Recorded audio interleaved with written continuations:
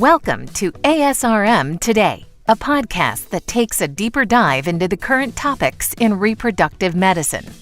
I'm Jeffrey Hayes, and today on the program we have a special guest. Here today to talk about ASRM is ASRM's Executive Director, Dr. Jared Robbins.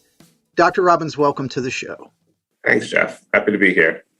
Now, since this is your first time on the program, and this has kind of become a tradition with first-time guests, so I want to lead off with what I normally do and ask, what led you to have a career in reproductive medicine? What was the pull? First of all, thanks for allowing me to be on the show. I'm excited to be here. Long-time listener, first-time guest, so that's always fun. Entering medical school, I was one of those people that didn't really know exactly what field that I wanted to be in. So definitely kept an open mind during my medical experience, during my medical school clerkships. I thought I wanted to be a surgeon because I like doing procedures. I'm creative. I'm relatively good with my hands. And as many OBGYNs actually thinking that they wanted to be surgeons, I scheduled my OBGYN rotation before my surgery rotation during my clerkship so that I would have that surgical experience and go into my clerkships, with much more expertise. And one of the things that really drew me to OBGYN was the fact that the surgery was just as complex as any of the surgery that I did during my surgical rotation, but the OBGYNs were nice. And they developed relationships with their patients, which I thought was really, really powerful. The surgeons had much less of that relationship development, and the OBGYNs did complex surgeries, but were really close with their patients families, really had these strong bonds that were formed, and that really attracted me to OBGYN. So that's what brought me to that idea of doing OBGYN in women's health. As a resident now, I realized that I love to teach and I love to be a researcher. I love to be innovative. And reproductive endocrinology, back in the 90s, early 2000s, was really innovative. But it's still super innovative.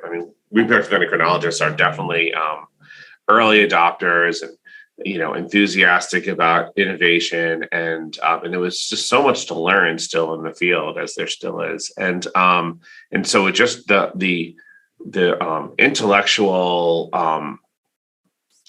innovation and the ability to really have the ability to develop the field was really exciting to me. And so it had the surgery, it had the relationship building. It was a happy field. We were making families, and yet having the ability to do research and innovation. I worked in a lab for the first 15 years of my career. And so in addition to seeing patients, I tried to really be one of those triple threats of educator, researcher, and clinician. And so it was really an exciting time. You must have been exhausted a lot of times. I still don't get a lot of sleep. I think that insomnia has its benefits as well. Yes, the insomnia is the probably the mantra of the researcher in so many ways. This is actually a first for our show. Also, is talking to an executive director at ASRM. As we were in our staff meeting yesterday, you were joking about that you made it past your 6-month trial period, and then the wonderful Luella Watkins said, "No, it's 9 months." I just want. Membership might be a little bit curious about, what are some of the duties exactly of the executive director? Yeah. So we have a modest staff in our 2 offices. As everyone knows, our headquarters is in Washington, D.C., and we have an administrative office down here in Alabama as well. And so, helping to run the office is a big part of what I do. And then it's really helping to develop planning, create value, sort of CEO type functions, right? I think that we have an excellent chief group with our advocacy chief with Sean Tipton, and an amazing education program that Dr. Sheva Shannon is running. And then we have our CFO and our COO. And I think that, helping to just make sure just people manage, I think, is a big part of what I do. But really, I think the biggest part of what I've been doing over the last 6 months is just really learning to figure out ways in which ASRM can create value for its members, and figure out how ASRM could evolve to make sure that we're meeting the needs of really a rapidly changing field. We're a member-facing organization, Jeff, as you know, and our membership has changed. I mean, when ASRM started, it was a physician organization, and it was really a way. It was research oriented, and it was a physician organization, and it's changed a lot. It was a small group. Now we've grown to 8,000 members, and a big international contingency. 100 different countries are represented by membership in ASRM. Only about 50% of our members are physicians now, so that's been a big change from the origins of ASRM.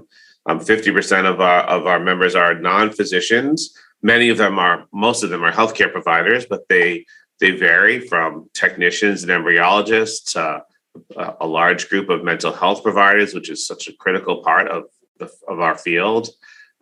Genetic counselors is our newest professional group, and there's such a huge genetic component of what we do. To have geneticists and genetic counselors as part of our group is tremendous. And then we have our managers, our nurses, our nurse practitioners. We have a large group of lawyers that are involved in our field. And so, I think that since the membership is just rapidly changing, we need to make sure we're creating value for all those different types of members.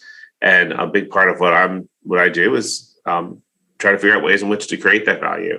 And the way I'm doing that is, at least initially, is to try to create opportunities for engagement for all of these different members in the society, and then meeting with them and saying, what can we do for you? It's safe to say then that your background in teaching and wanting to be more patient-oriented has actually helped here as you travel around the world and meet all of these people. And basically, you have to answer the question all the time, what is ASRM? Right. And what is ASRM to you?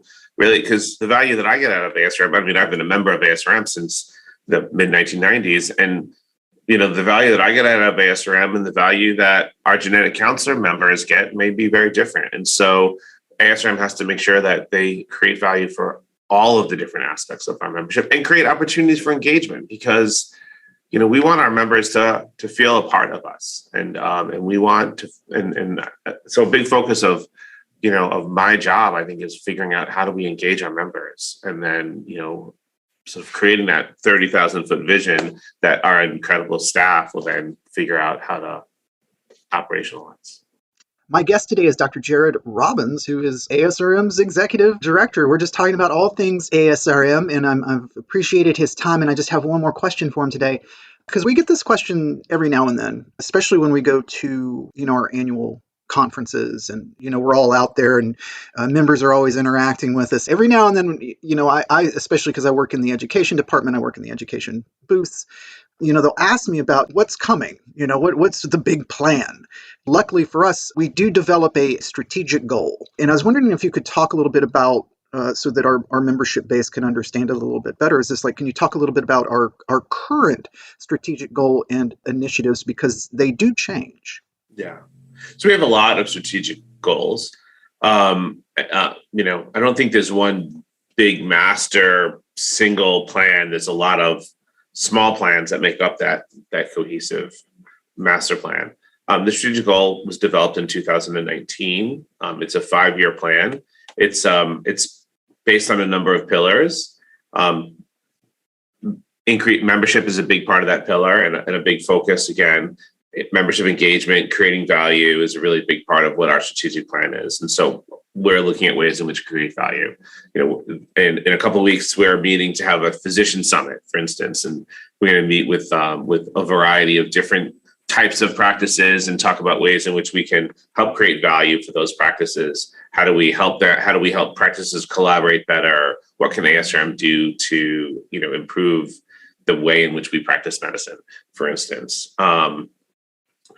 A big focus in our membership pillar is in growing our pipeline. And so we are looking at ways that the education department specifically can go and speak to all levels of people that are biology focused, whether those are medical students thinking about a career in women's health, whether those are college students that have a biology sort of focus that might want to be embryologists or genetic counselors, or, somehow, those STEM students, not even biology necessarily, but those STEM students that have a science focus. And there's so many different opportunities within the field of reproductive medicine that we can engage them. And even going back to the high school and middle school level, just think about ways in which we can create programming that would help develop a focus in reproductive medicine. That's just some of the areas that we're doing in terms of in that membership pillar. Obviously, we have a big research focus, and we've created our research institute also back in 2019 that is looking to fill space. Like there's research areas that are not funded by traditional funding mechanisms, particularly government funding mechanisms in our field. And so we've created the Research Institute to fill those gaps in research funding ideas.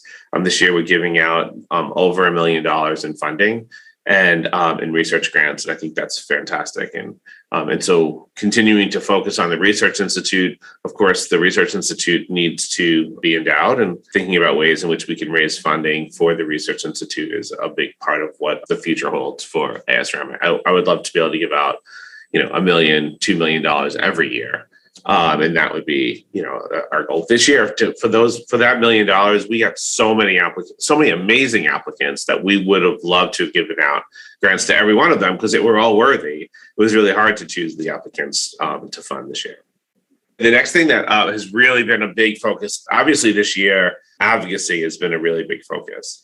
Our advocacy group principally has been focused on improving access to reproductive medicine. As we know, the majority of states don't have mandated funding, coverage for fertility in their health insurance mandates. And our advocacy group has worked very hard with a number of patient advocacy groups as well, including Resolve and other institutes, to really improve access to care. And that's been a really big focus up until a couple of weeks ago, when the Supreme Court decision in Dobbs changed our focus a little bit because of the fact that now, without national protection for abortion services, there is some risk to fertility service as well. And so our advocacy group has been very focused also on just making sure we can protect our members in their livelihood.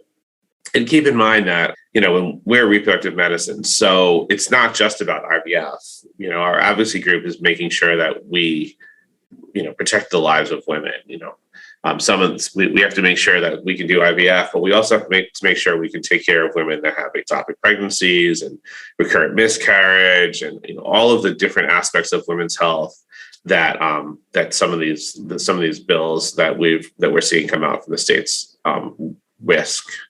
And so we're very focused on advocacy. We're helping to coordinate a number of women's health groups to ensure that women have ability to receive health care. An abortion is health care. So yeah, I think that we're busy at ASRM, right? We're busy making sure that we can stand up for our members and create value for our members and protect, reproductive health. Oh, and I should say also in that advocacy realm is that we just started this year. We're really pushing for the formation of the Center for Policy and Leadership. The Center for Policy and Leadership, for those that attend our annual meeting, and hopefully every listener is going to attend the annual meeting. The Center for Policy and Leadership this year is going to be a big focus of our annual meeting. Our President's Gala on Sunday night is going to be raising funds for the CPL. And what the CPL is this nonpartisan think tank that's just really going to be creating knowledge, disseminating knowledge about any reproductive health related topic. It's not going to be a huge focus on abortion politics necessarily, but right now we've put out our most recent publication from the CPL was an analysis of the trigger laws and how those 13 states that had trigger laws, how those trigger laws can affect the practice of reproductive medicine. And so we're looking to, again, it's not opinion generating, it's knowledge generating. It's again, that's really trying to be nonpartisan in the way in which that is developed. And the CPL is also, we're getting ready to have a Policy Matters episode specifically on the trigger laws. So listeners can look forward to that. In speaking of Anaheim, for listeners, just go to our website, www.asrm.org, for all of your informational needs on how to get there, how to register, and all the goings on that we will have. Dr. Robbins, thank you so much for being taken. Again, I know you're super busy. You're always traveling. It's always nice to get a few minutes with you. Thank you so much for being on the show. Yeah, thank you. Thank you for having me. And I'd love to come back anytime to, talk about any specific, as we roll out more specific initiatives. Hopefully you'll have Dr. Shannon on the show at some point to talk about some of the innovations with the. Yeah, she keeps ducking me. See, I got to get her. That's really fun, exciting things that are going to be new at the meeting this year. Yes. Make sure that people know about that. Absolutely, I agree. You can subscribe to this podcast on Apple, Google, Stitcher, Spotify. My goodness, if we're missing something, I don't know why. You can go to our home site, our home webpage, and click on it there if that's easier for you to do to subscribe. If you have questions about this show or any of our shows, please email us asrm@asrm.org. I'm Jeffrey Hayes, and this is ASRM Today. This concludes this episode of ASRM Today. For show notes, author information, and discussions, go to asrmtoday.org. This material is copyrighted by the American Society for Reproductive Medicine and may not be reproduced or used without express consent from ASRM. ASRM Today series podcasts are supported in part by the ASRM Corporate Member Council. The information and opinions expressed in this podcast do not necessarily reflect those of ASRM and its affiliates. These are provided as a source of general information and are not a substitute for consultation with a physician.